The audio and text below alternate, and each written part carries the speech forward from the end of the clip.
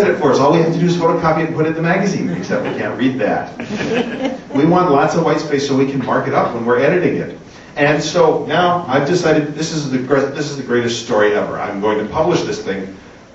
And I tell the assistant, send out a contract. Well, the assistant takes a couple of days to write up a contract and put it in the mail to you. And, you know, after the editor said, I want to buy this, hell, it may be 3 weeks before you find out, unless there's something strange.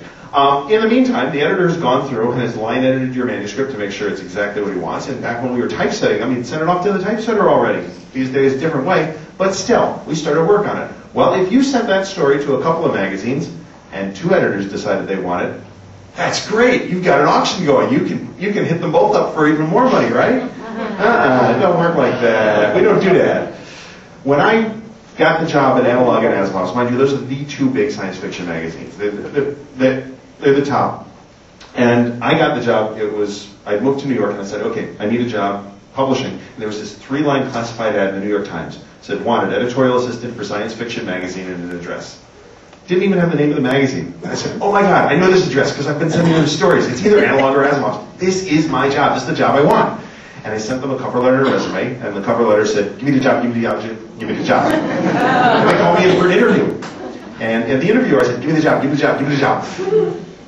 And they called me a second time and they hired me. But the first time I walked into the office for that first interview, knocked on the door, they opened the door, and they said, hi, welcome to the editorial offices of Analog and Asimov's.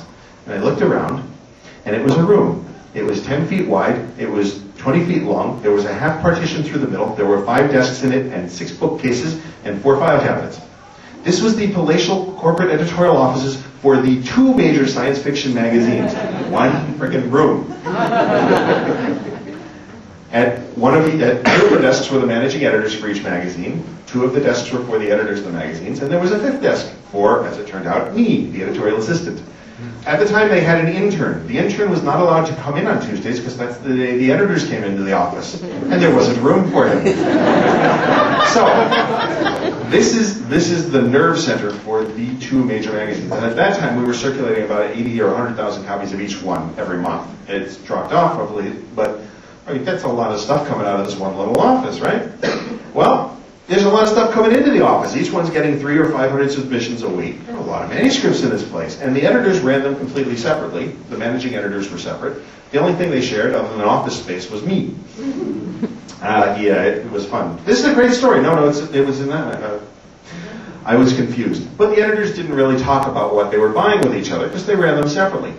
One day, it turned out Gardner Dozois, who was the editor of Asimov's, had a story that he thought was great. He was all set to buy, but he wanted to mention it to Stan Schmidt, the editor of Analog, because there was something in it, I don't know, he wanted to discuss with Stan. So he got up from his desk and he walked the 12 feet to Stan's desk. He said, Stan, I'm thinking of buying this manuscript, but I wanted to ask you. And Stan looks at it, and Stan looks over here and says, wow, look at that. It's the same title, it's the same author, it's the same length, and I was about to buy it. And they looked at each other and they said, well, gosh, if we both wanted to buy it, how many other editors are about to buy it? We're not going to waste our time with this, and they both rejected it. Which is why you do not send out simultaneous submissions. Because you want to sell it. You don't want all the editors to reject it. And mind you, it's a tough gig, but editors do talk, and they talk to each other. And while flashing back to the plagiarism bit, while we may not tell you that we noticed there was plagiarism in your manuscript, you can be damn sure we're going to tell each other, hey, here's a name, we got a couple of manuscripts and they were all swiped. So, you know, you may not actually have read everything by Velikovsky, but I happen to read Velikovsky and I know that this stuff is plagiarized, so you don't want to take from it. We'll tell each other. So, you don't want to piss off an editor, because if you piss off one, you get them all. Is it different if it's queries? Sorry? Oh, queries for long form is fine, yeah. If you're sending a cover letter to 3 different book publishers saying, hey, I've got this manuscript, would you be interested in taking a look at it? Yeah, that's cool. You can do that with agents too. And agents is a key, agents is a key thing these days because most book publishers have stopped reading things over the transom. Which means now the agents have to do it. Could you speak a little more about doing it right and wrong with regard to agents? Doing it right and wrong with regard to agents. I love open-ended questions, but I'm not going to go there. Yeah. if you've got a book manuscript and you want to get your book published, you probably want to go find an agent, because 98% of the book publishers out there are not going to take freelance submissions anymore. Some of them have said they've stopped because they don't want to deal with plagiarism, some because they don't want to deal with authors, and some of them just because they're too damn lazy. But there's a lot of stuff out there. Agents are now taking up the slack on that. The first thing you got to do is find the agents who sell the books in the genre that you have written your book. Because agents specialize. Most of my life is in science fiction, and I know all the science fiction agents out there. And a couple of years ago, I wrote a book that was nonfiction. It was history trivia, and I'll be talking about that tomorrow. Nice plug. It's called A Random Verbal Walk Through the Presidency, and the book is the Presidential Book of Lists.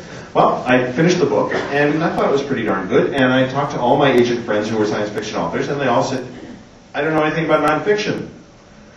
So, even though I knew the agents, there was nothing happening there, and I had to go find one randomly. I actually ran into my agent at a book fair, overheard him talking to somebody else. I said, hey, would you be interested in, and we developed a relationship. But what you want to do is find the agents who represent the works that you have written.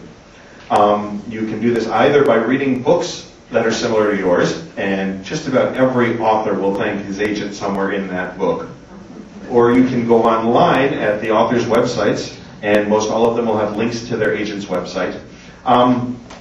Or if you have absolutely no idea, there's a reference called the Literary Marketplace, and there are several online references offhand. I don't remember all of them.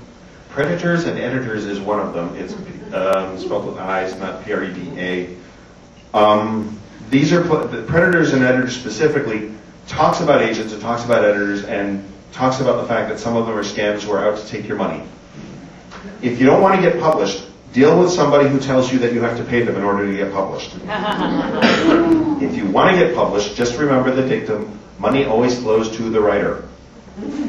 Writer doesn't pay to get published. If you want to go off to subsidy publishing, if you want to do it yourself, that's something different. And if you know what you're getting into and you're willing to put up the money and you know you're not going to get any publicity and it's not going to be in the bookstore, it's cool. As long as you know what you're doing, do it. But if you're looking for a regular professional agent to get your book to a regular professional publisher, and you know it's a regular professional publisher because you see their name on the shelves in the bookstores, you're not paying them money.